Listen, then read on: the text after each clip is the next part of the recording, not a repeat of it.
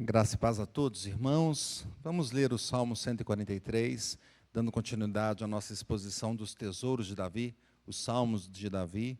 E o texto hoje, o título da nossa exposição hoje é O Espírito Desfalecido. Salmo 143. Vamos nos colocar em pé mais uma vez, vamos fazer essa leitura. Diz assim, o Salmo de Davi. Atende, Senhor, a minha oração, dá ouvido às minhas súplicas. Responde-me segundo a tua fidelidade, segundo a tua justiça. Não entres em juízo com o teu servo, porque à tua vista não há justo nenhum vivente. Pois o inimigo me tem perseguido a alma, tem arrojado por terra a minha vida, tem me feito habitar na escuridão, como aqueles que morreram há muito. Por isso, dentro de mim esmorece o meu espírito e o coração se vê turbado. Lembro-me dos dias de outrora, penso em todos os teus feitos e considero nas obras das tuas mãos. A ti levanto as mãos, a minha alma anseia por ti como terra sedenta. Dá-te pressa, Senhor, em responder-me, o espírito me desfalece. Não me escondas a tua face, para que eu não me torne como os que baixam a cova. Faz-me ouvir pela manhã da tua graça, pois em ti confio. Mostra-me o caminho por onde devo andar, porque a ti elevo a minha alma. Livra-me, Senhor, dos meus inimigos, pois em ti é que me refugio. Ensina-me a fazer a tua vontade, pois tu és o meu Deus. Guie-me o teu bom espírito por terreno plano. Vivifica-me, Senhor, por amor do teu nome, por amor da tua justiça, tira da tribulação a minha alma. E por tua misericórdia, dá cabo dos meus inimigos e destrói todos os que me atribulam a alma, pois eu sou teu servo. Feche teus olhos, vamos orar. Ó Deus, pedimos o teu Espírito que nos abençoe agora. Fale conosco. Ó Espírito Santo, usa o teu servo como instrumento do Senhor. Abre os ouvidos dos nossos irmãos, todos aqui reunidos, e abre o coração para recebermos com alegria a tua palavra e que ela transforme o nosso ser. E se tivermos alguma alma desfalecida nessa noite, que haja cura, que haja milagre, que haja transformação em nome de Jesus. Amém. Podemos sentar, meus irmãos? Meus irmãos, tem dia que bate aquele desânimo, não é? Aquele desânimo difícil de levar o dia. O pior é quando esses dias são vários, né? São vários dias no desânimo, na alma desfalecida. E o salmista também tinha esses momentos em que o seu espírito desfalecia. E nós podemos ver esses últimos salmos de Davi, seguir os pontos dele. Nós tivemos ali no Salmo 139, um salmista que estava impressionado, maravilhado com os atributos de Deus. No Salmo 140, um salmista que volta a falar dos problemas deste mundo caído, em especial da depravação que há no homem e no veneno da língua humana. E no Salmo 141, ele faz uma oração pedindo proteção e santificação, que inclusive é o nosso tema desse ano, santificação. No Salmo 142, ele pede o socorro a Deus em sua oração, em momento de grande perigo. E agora no Salmo 143, o salmista enfrenta uma alma triste, uma alma abatida, uma alma desfalecida. Spurgeon comenta que é o clamor de um espírito subjugado, incapaz de permanecer no estado mais elevado de oração espiritual, descendo repetidas vezes para lamentar pela sua profunda aflição temporal, no entanto, sempre lutando para subir para as melhores coisas. O salmista disse assim: ouve minha oração, Senhor, e escuta a minha súplica que te faço. Responda-me, Senhor, pois és fiel e és justo. Não leves o teu servo a julgamento, pois diante de ti ninguém é inocente. Meu inimigo me perseguiu, derrubou-me no chão, obrigou-me a morar em trevas, como as do túmulo. E eu vou perdendo então todo o ânimo, estou tomado de medo. Lembro-me dos tempos passados, tempos antigos, e reflito nas tuas obras, e penso nelas e em tudo o que fizeste. Levanto minhas mãos a ti em oração, estou ansioso, anseio por ti, preciso do Senhor, assim como a terra seca necessita de chuva, de água. É que ele faz uma pausa. Depois ele volta, vem depressa, Senhor, e responde-me, pois meu ânimo se esvai. Não te afaste de mim, se o Senhor fizer isso, eu morrerei.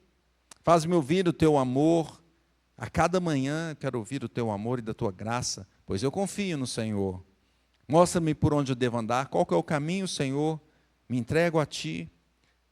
E livra-me dos meus inimigos, Senhor, pois só em ti me refugio, só tu és o meu abrigo. Ensina-me então a fazer a tua vontade, pois tu és o meu Deus, e que o teu Espírito bondoso me conduza adiante, no caminho eterno, no caminho reto, no caminho seguro. Pela honra do teu nome, Senhor, preserva a minha vida, por causa do teu nome, por tua justiça, tira esse sofrimento que está em mim. Por teu amor, acaba com os inimigos, destrói, Senhor, os meus adversários, pois eu sou teu servo. Queria destacar o versículo de número 7. Vamos ler juntos o versículo de número 7, meus irmãos. Dá-te pressa, Senhor, em responder-me. O espírito me desfalece. Não me escondas a tua face, para que eu não me torne como os que baixam a cova. E junto com esse versículo, o versículo de número 4 também diz: por isso dentro de mim esmorece o meu espírito e o coração se vê turbado. Então, meus irmãos, a proposição desse salmo é que o salmista suplica a Deus ânimo para o espírito desfalecido. O salmista suplica a Deus ânimo para o espírito desfalecido. E como Deus anima o espírito humano? Apesar de ser um salmo que ele mostra sua alma desfalecida, ele vem trazendo gotas, tesouros, pedras preciosas de o que Deus faz para animar a alma desfalecida. Como Deus anima o espírito humano? Em primeiro lugar, Deus anima o espírito humano com a sua fidelidade. Vamos ler o versículo 1 todos juntos? Diz assim o texto: atende, Senhor, a minha oração, dá ouvidos às minhas súplicas, responde-me segundo a tua fidelidade, segundo a tua justiça. Veja que Davi pede para que Deus atenda a sua oração e ouça os seus pedidos, a sua súplica. E o salmista ainda pede: Deus, faça isso, não conforme a minha fidelidade, mas conforme a tua fidelidade. Aí a gente pode estar mais seguro.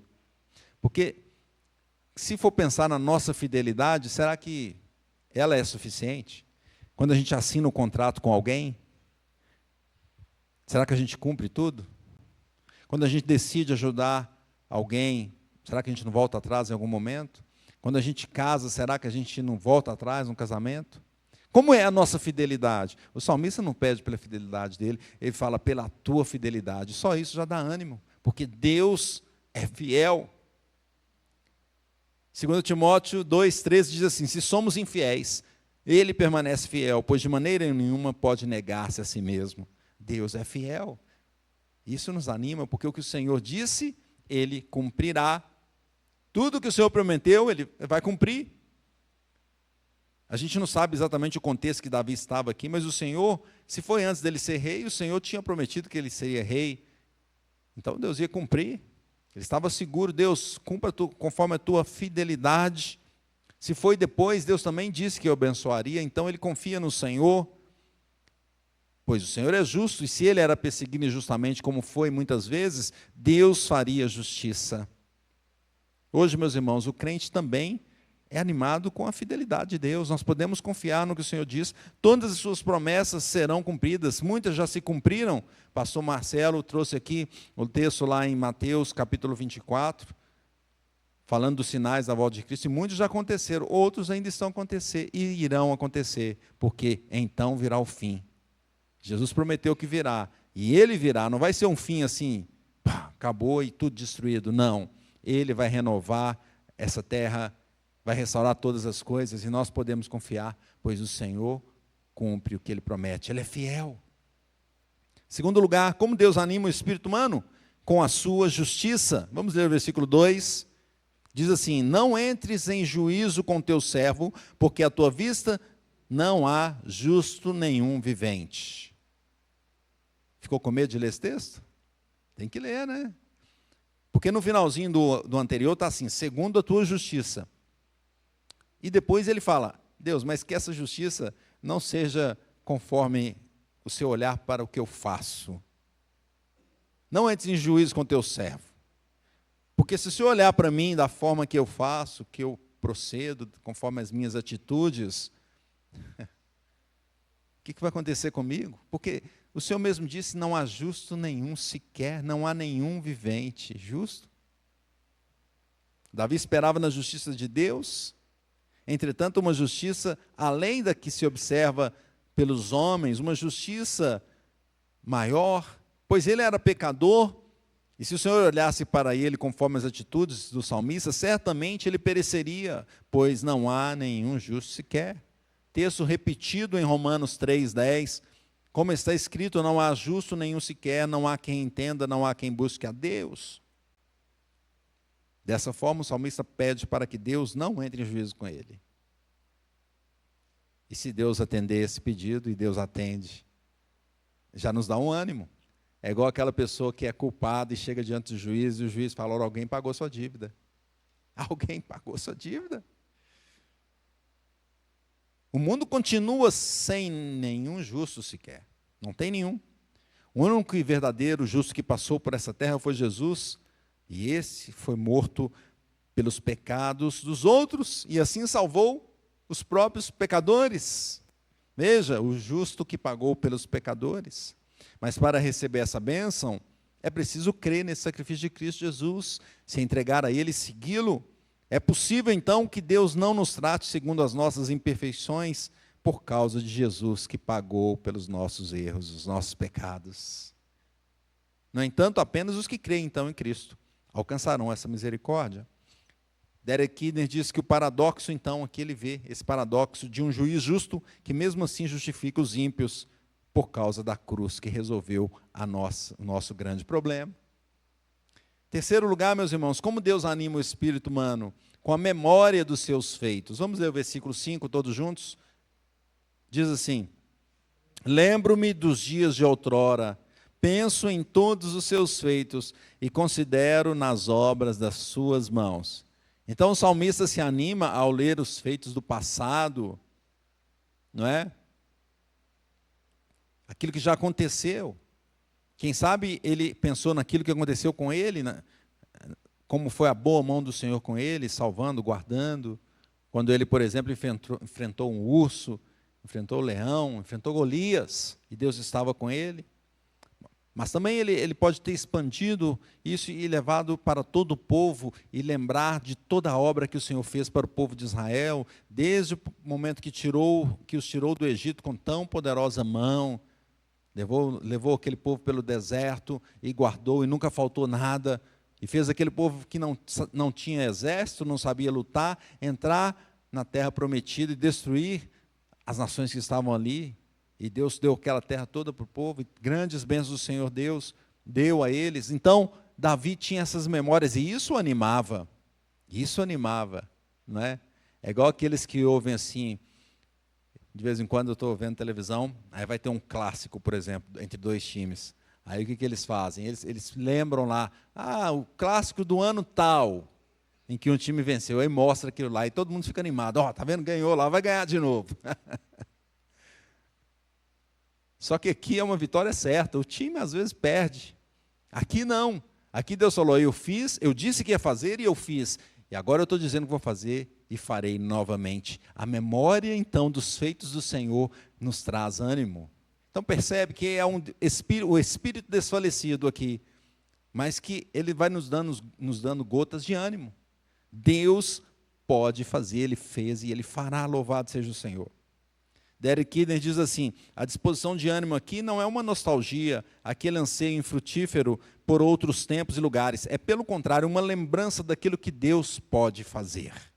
E é assim o crente hoje se anima com tudo que nós temos, a palavra que temos em nossa mão, ela é maior do que Davi tinha. Davi não tinha o Novo Testamento escrito, ele esperava o Messias, mas nós temos o cumprimento também no Novo Testamento, tudo escrito, tudo colocado para a nossa edificação, para que a nossa fé aumente e para que a nossa alma seja animada. E veja que o Senhor, desde a criação, o que Ele fez, passando pelas obras de Deus em grandes blocos, tudo que Ele fez na criação, Tudo que ele fez depois da queda, a misericórdia que ele teve com o homem poderia ter destruído ali toda a humanidade. Tudo que ele fez na redenção com Cristo Jesus, se entregando por nós, assim também temos ânimo até o final. Tudo que ele vai fazer na consumação. Louvado seja Deus.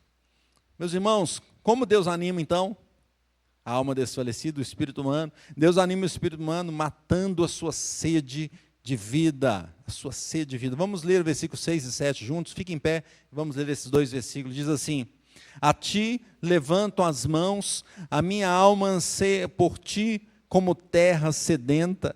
Dá-te pressa, Senhor, em responder-me. O espírito me desfalece.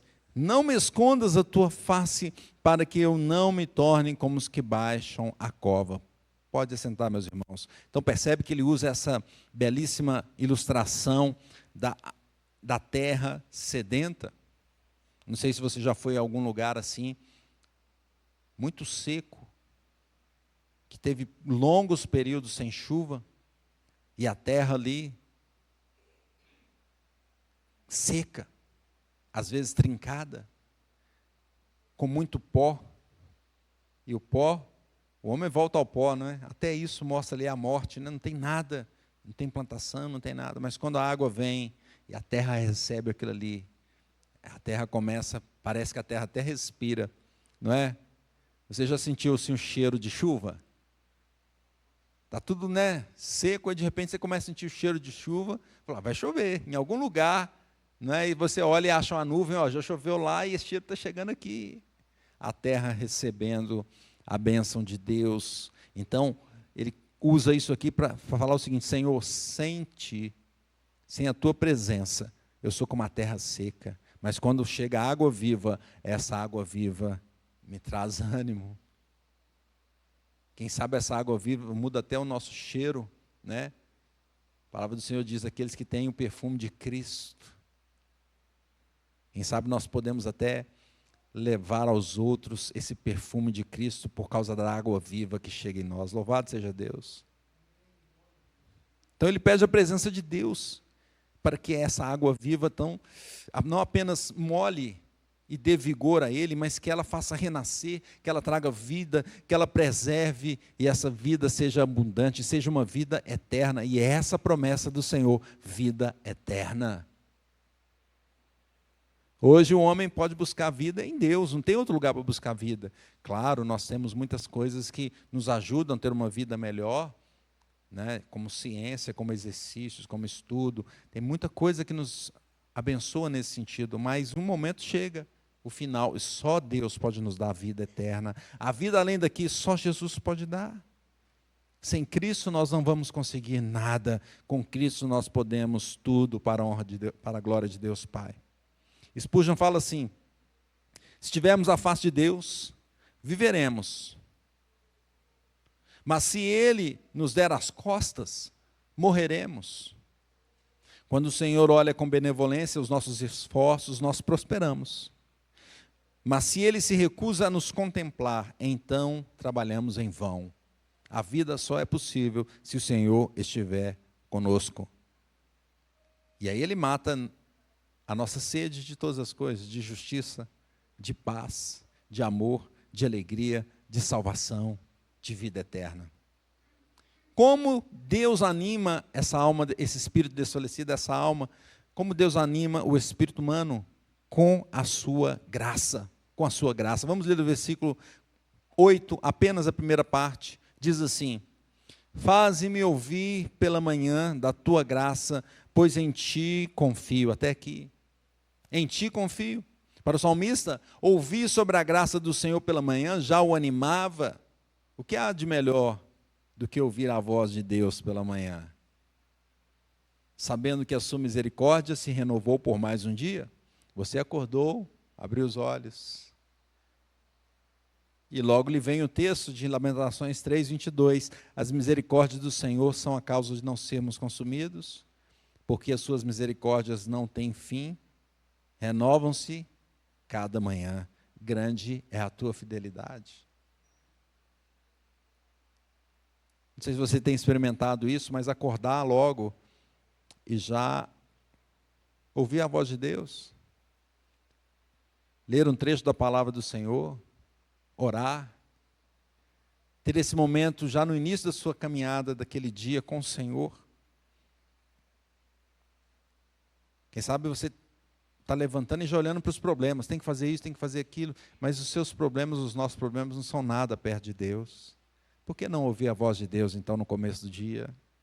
Hoje o crente, então, se anima com a palavra de Deus. O cano fechado tem toda a história do plano de Deus, mais do que Davi tinha, tem tudo. E a prova de que a graça do Senhor se renova foi a consumação da obra salvadora de Cristo ali na cruz, e a ressurreição de Jesus. Ele não ficou na cruz, ele ressuscitou. Então Paulo disse: se Cristo ressuscitou, nós também ressuscitaremos, e a promessa vai nos alcançar. Assim o crente sabe que a salvação é garantida, mesmo que ele peque, a misericórdia de Deus se renova, pois o salvo pode chegar diante do Senhor e pedir perdão, e ser purificado, e ser restaurado, e ser santificado para a glória de Deus.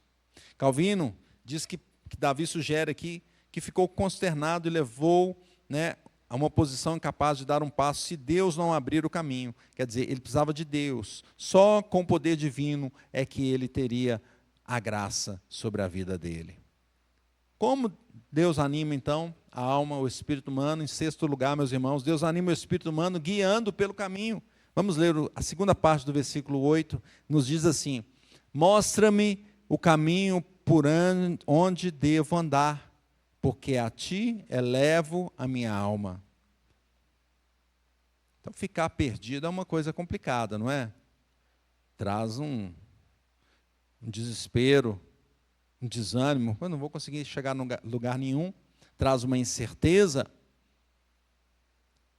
E Davi queria eliminar isso, essas situações, sabendo que para fazer isso, então, e tomar decisões certas, que caminho seguir? Só com o Senhor. Ele pede ao Senhor: mostra-me então, Deus, o caminho, o que eu devo fazer, qual o caminho que eu devo seguir. A sua alma precisa dessa resposta. E veja que até para buscar a Deus, ele precisava do auxílio do Senhor, senão o espírito desfalecido, sem Deus, não tem forças nem para buscar o Senhor.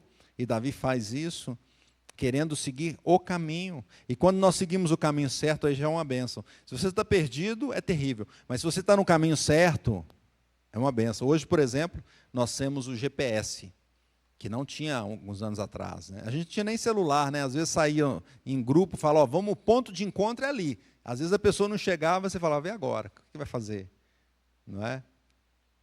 Agora, você tem um celular, você pode ligar. Você tem um GPS, você não sabe o endereço de tal lugar, você coloca ali, ele vai te guiar. Como é bom estar no caminho certo. E o salmista sabia disso, ele fala: Senhor, me guia no caminho, me dê essa força. E é da mesma forma hoje, meus irmãos. É necessário saber o caminho. Tomé falou: não, eu não sei o caminho. Jesus falou: eu sou o caminho, a verdade, a vida. Jesus é o caminho. E quando nós estamos em Cristo, eu já vi pessoas assim, que buscou soluções em várias religiões, ou até em outras igrejas, que não traziam uma palavra fiel, e ela fica perdida. E aí é quando ela ouve a palavra de Deus, e ela fala: dá aquele alívio na alma, estou no caminho, estou com Cristo. Jesus é o caminho, meus irmãos. Jesus é o caminho. E nós devemos estar com Ele, então, juntos dele. Porque a ti eleva a minha alma. É com Cristo que nós vamos. Uma vez um investidor disse assim: você é a média das pessoas que você convive. Se você quiser crescer, ande com pessoas melhores. É assim também com atletas. Você já viu? Um atleta às vezes vai, por dinheiro, ele vai jogar num país lá longe, que não tem um futebol muito competitivo, mas tem dinheiro. Ele ganha dinheiro, mas fica ruim. Quando ele volta para o lugar mais competitivo, ele tem que correr atrás. Não é? Quando você pratica com alguém de alto nível, você melhora o seu nível. Meus irmãos, Jesus está nos chamando para andarmos com Ele. Quer nível maior que esse? Filho de Deus, louvado seja Deus. Vamos buscar esse caminho. Veja o versículo de número 10, diz assim: ensina-me a fazer a tua vontade, pois tu és o meu Deus. Guie-me o teu bom espírito por terreno plano, Então, se nós estamos com Cristo, nós estamos no terreno plano, ou seja, estamos vendo tudo que está aqui ao nosso redor, a gente sabe o que vai acontecer, Deus já disse na sua palavra, vamos seguir nesse terreno, nesse caminho para a glória de Deus. Em sexto lugar, meus irmãos, sétimo já, né? Vocês contaram aí? É o sétimo, então. Como Deus anima o espírito humano? Aí sim, livrando dos inimigos. Veja que a preocupação inicial dele estava aqui, inclusive, não é? Se você pegar lá no versículo de número 3, ele fala assim: pois o inimigo me tem perseguido a alma, tem arrojado por terra a minha vida, tem me feito habitar na escuridão, como aqueles que morreram há muito. Então, isso estava incomodando ele. Mas só nesse final é que ele fala: Deus me livra dos inimigos. Tantas bênçãos que o Senhor nos dá, até chegar aqui, mas Ele também nos dá a bênção que aquilo que estava nos incomodando, Ele resolve. Então, o 7, Deus anima o espírito humano livrando dos inimigos. Versículo 9 diz assim: livra-me, Senhor, dos meus inimigos, pois em Ti é que me refugio.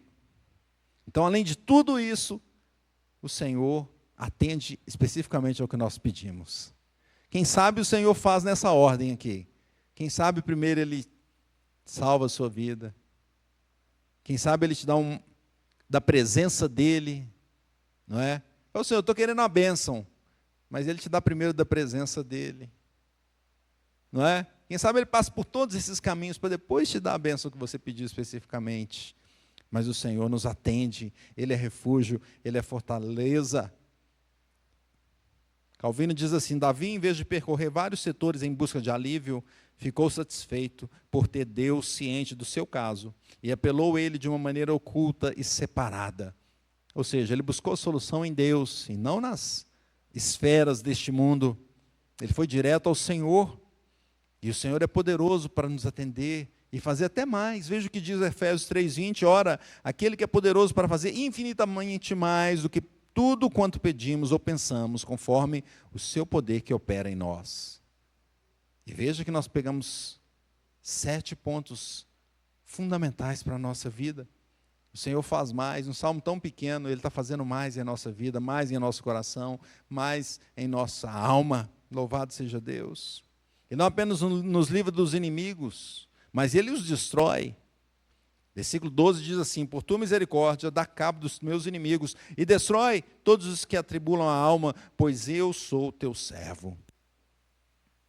Hoje, o crente também tem os inimigos, a igreja tem os inimigos, o mundo é o inimigo da igreja, o sistema mundano é o inimigo da igreja, Satanás e os demônios são inimigos do crente.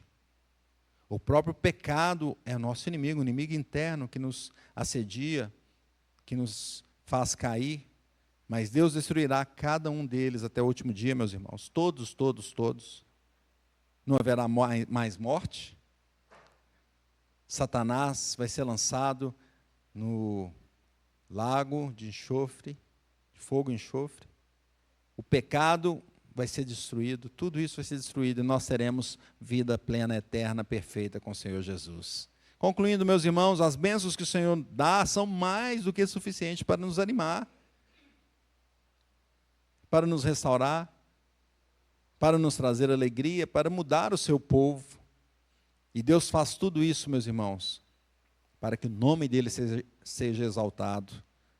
A palavra do Senhor disse, nós lemos no início: vivifica-me, Senhor, por amor do teu nome, por amor da tua justiça, tira da tribulação a minha alma. Então, como viveremos? Meus irmãos, viveremos nos avivando no Senhor. É essa a aplicação. Buscaremos nele, buscaremos avivamento nele, para que ele nos dê vida em abundância, vida eterna, pedindo que ele nos livre dos nossos inimigos, para que vençamos o mal, as tentações, o diabo e seus anjos, para que vençamos este mundo caído, procurando andar com quem faz a diferença, que é Jesus. Ele faz a diferença em nossa vida. E no caminho, que é o próprio Cristo, nos aproximando, lendo e refletindo em suas promessas pela manhã, antes de levantar, também à tarde, também à noite, enchendo a nossa mente com a palavra do Senhor, para que a graça dele invada o nosso ser, enchendo-nos com as promessas consoladoras e maravilhosas do Senhor. Confiando na sua justiça e na sua fidelidade. Viveremos assim, buscando avivamento no Senhor. Portanto, irmãos, oremos. Supliquemos para que Deus avive a nossa obra em nome de Jesus. E que nós tenhamos bons momentos e que o nosso espírito desfalecido seja tirado, seja transformado, seja edificado pelo Senhor Jesus. Que Deus nos abençoe. Amém.